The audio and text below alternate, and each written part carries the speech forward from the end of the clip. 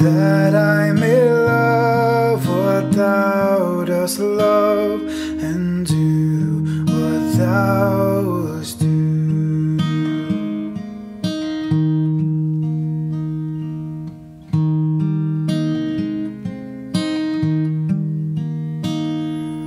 Breathe on me, breath of God, until my heart is pure, until my will is one with yours, to do and to endure.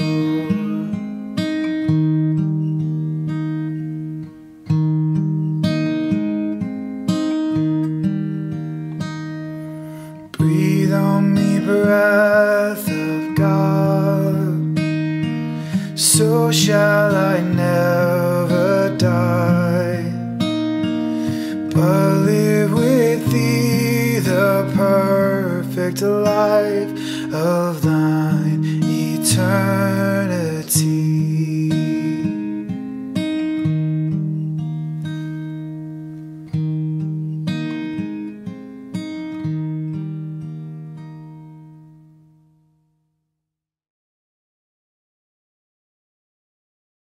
Good morning po. Isang kasiyahan na muli namin kayo makasama dito po sa aming Prayer Covenant na ginagawa po Lunes hanggang Sabado tuwing alas 6 ng umaga. Ang ating pong leksyonaryo ngayong umaga ay matatagpuan po sa lumang tipan sa aklat ng Ruth, Kabanata 1, talatang 6 hanggang 18. Ngunit babasahin ko lang po ang talatang 16 na dito po tayo, ito po ang striking verse natin ngayong umagang ito. Sa wikang Ingles, sabi po, "But Ruth replied, 'Don't urge me to leave you or turn back from you. Where you go, I will go, and where you stay, I will stay.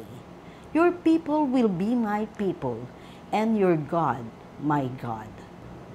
Sa wikang Tagalog, ito po ang salin. Tumugon si Ruth, "Huwag na ninyong hilinging iwan ko kayo. Hayaan na ninyo akong sumama sa inyo. Saan man kayo pumaroon, doon ako paroroon. Kung saan tumira, doon din ako titira. At ang inyong bayan, ang magiging aking bayan. At ang inyong Diyos, ang aking magiging Diyos." Tayo po ay manalangin. Diyos namin makapangyarihan sa lahat, sa pagkabasa ng iyong mga salita at ng scripture na ito na aming pagbubulayan, samahan mo kami, Panginoon, na maihayag, Panginoon, ang nais mo sa bawat isa sa amin, Panginoon. Samahan mo kami ng iyong Espiritu, O Lord. Buksan mo ang aming mga puso at nawa, Panginoon, ito ay manahan sa aming puso at magamit namin sa aming pag-araw-araw na buhay, O Lord, at sa hamon ng buhay na aming hinaharap sa pagkilos namin sa mundong ito. Ang aming dalangin na ito ay inilalapit namin sa matamis na pangalan ni Jesus. Amen. Ang istorya pong ito,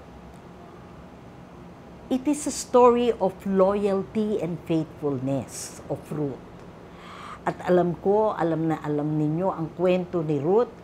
At in this story, Ruth experiences hardship together with Orpah and Naomi.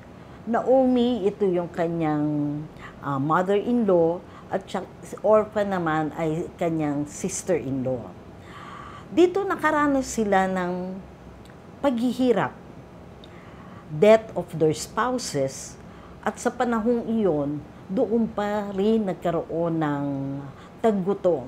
At alam nyo naman ang mga balo, napakahirap ng buhay, lalong-lalo na kung sila ay puro babae sila at walang lalaki na kanilang maaasahan. Hardship are opportunities to turn to God in faith. Ito ang nakita ko sa kwento ni Ruth. Our day-to-day life's struggle, minsan, God's bigger plan dito nagkakaroon ng buhay. Ginagamit ng Panginoon yung mga struggles natin, yung pang-araw-araw na pangyayari sa ating buhay, nagpapahayag ang ating Panginoon. Sometimes, He really places us in that position or situation to show His glory sa ating buhay. At ito naman, depende ito on how we will respond. Dito sa kwento ni Ruth at saka ni Naomi at ni Orpah, si Orpah chooses to stay in Moab, while Ruth follow and stay with Naomi. Ang sabi niya sa verse na binasa ko, sabi niya, where you go, I'll go. Where you stay, I'll stay. And your people and your God will be my God. Kaya naman Ruth was used by God, a faithful non-Israelite or non-believer that was restored by God. And God goodness o yung purpose ng Panginoon ay natupad sa kanyang buhay. Ang sabi nga ni Pastor, nabanggit niya kahapon, na sa lineage ni Ruth, dito nagmula ang ating Panginoong Hesukristo. Kaya dito, God uses God goodness, purpose for each and every one of us. Lahat yan. Wala siyang pinipili. Sabi nga dito, si Ruth was not a believer. He was not one of the chosen people noon, dahil hindi siya Israelita, pero natupad. God restored her and used Ruth. God goodness purpose for each and every one of us. His grace is for all of us. No single person is insignificant. Walang isang tao na hindi mahalaga sa harapan ng Diyos. At ito ay pwede niya ring gamitin. Lahat ng tao pwedeng gamitin, mananampalataya ito o hindi, to be used for His glory. Dito rin nakita ko na God adopt His followers. Kahit sino ka pa. Our faith promises new life. Alam ng Diyos ang ating pinagdadaanan. At alam din natin ang pangako ng ating Panginoon. Sa Jeremiah 29:11, pawang para sa ating mga kabutihan. Minsan, nagtatanong tayo, bakit kaya ganon? Iba yung pananaw kasi ng tao at ng Diyos. Sa tingin natin, iba yung inaasahan natin, pero ito ang nangyayari.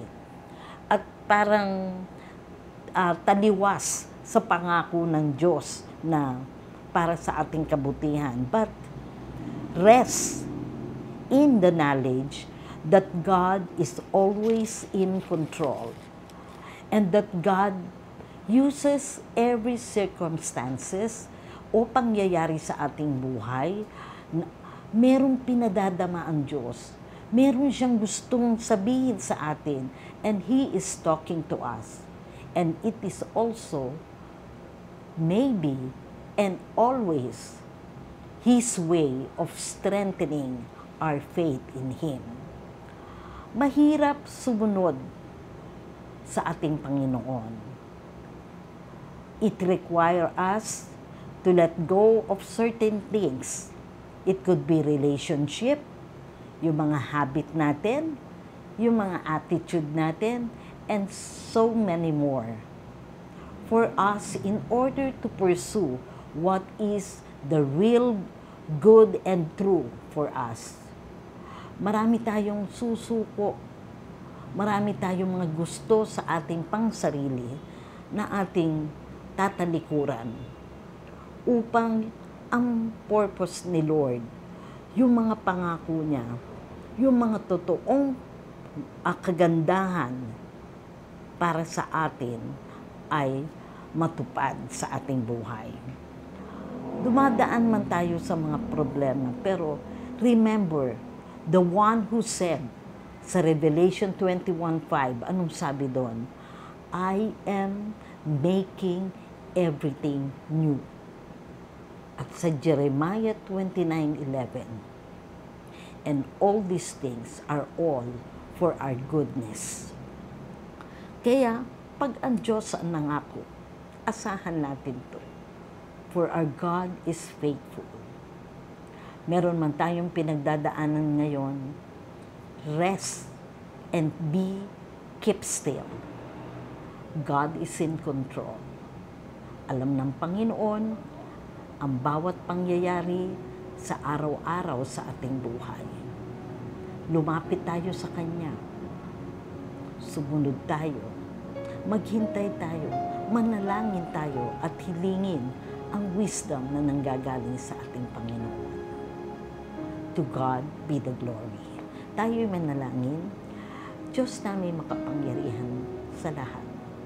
Tunay, Panginoon, na ang sumunod sa iyo, marami kaming isusuko, Panginoon. Ang mga attitude namin, Panginoon, na minsan na hindi namin makontrol because nauuna, Panginoon, yung emotion namin, Panginoon.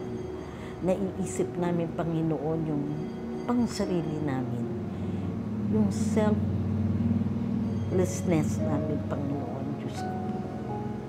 We are becoming selfish, O Lord. Ang gusto namin, lahat ay para sa aming kasiyahan at yung aming will, Panginoon.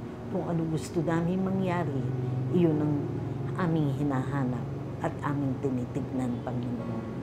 Lord, alam ko sa bawat pangyayari sa buhay namin, Ikaw ang nangungusap.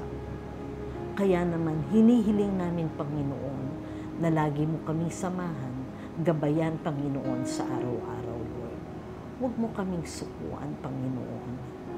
Lord, bigyan mo kami ng wisdom, O Lord, para ma-discern namin, Panginoon, kung anong dapat namin gawin, kung anong dapat namin piliin sa mga pangyayari sa buhay namin, mga desisyon, Panginoon, na isinasangguni namin, Panginoon, sa iyo. Patawarin mo kami sa aming pagkukulang, O Lord, at alam namin, Panginoon, lagi ka nandiyan, handa, Panginoon, na muli kaming tanggapin. Nagkulang man kami, nagkasala, Panginoon, pero ang plano mo, yung purpose mo sa aming buhay, Panginoon, ang iyong gustong matupad sa bawat isa sa amin, Lord. Muli, Panginoon, sa araw na ito, tulungan mo ang bawat isa sa amin. Matuto kami, Panginoon, na makinig, magpahinga, na kasama ka. Lord, again, forgive us at huwag mo kaming susukuan. Ang lahat na ito, Panginoon, inilalapit namin sa pangalan ni Jesus na aming tagapagligtas. Amen.